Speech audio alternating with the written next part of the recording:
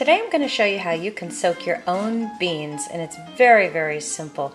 It's a long amount of time that they soak, 4 to 8 hours, but the actual process of getting them ready takes no time at all. I have 2½ cups of beans, which I'm going to dump in my pot. I will add 7½ cups of water. You want 3 cups of water for every 1 cup of beans. And I'm going to put in some kombu. This is a great seaweed, and I'm going to put in about half this strip and just let it soak with the beans.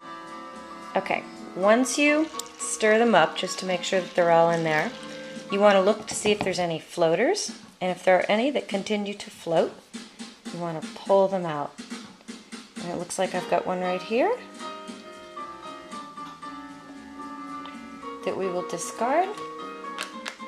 All the rest are looking pretty good, and that seaweed is going to stay in there, and I'll tell you all about it when we take it out. Okay, so my beans have been soaking. I just took them overnight, and here's what it will look like. It looks like beans, but you'll notice how much higher they are, and also that this piece of kombu really expanded. It is fine. I'm going to cook the beans with that. Kombu makes the beans much more digestible. When people complain that sometimes they think beans are gassy, it's because they weren't cooked properly. If you soak your beans in kombu, you'll have no trouble digesting them. And Eden Organic, once again, there's that Eden that I love so much. They're the only company I am aware of in canned beans that actually soaks their beans in kombu first and cooks them properly. It also adds very important nutrients and minerals to the beans, which just adds to your overall health. So add that kombu, folks. So I put the beans in a colander to drain, and I'm just rinsing with cold water.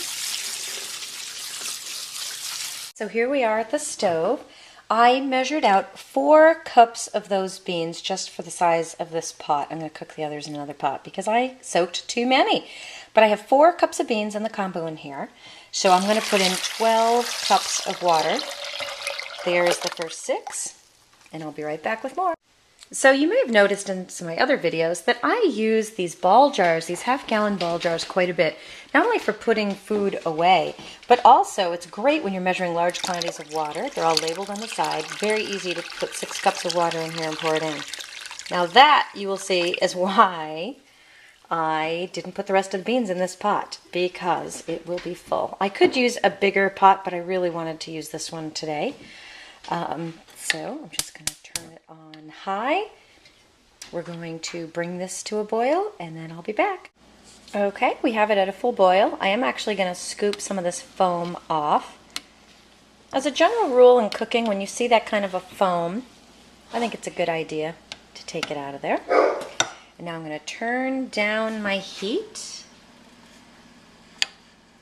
Keep it on a simmer, and I'm going to put a top on and wait about an hour and a half for those beans to be done. Very delicious, and I drained out the water, and because I didn't have my videographer with me today, I had to put the camera down in order to do the draining, but I'm pretty sure you can figure out how to do that step yourself.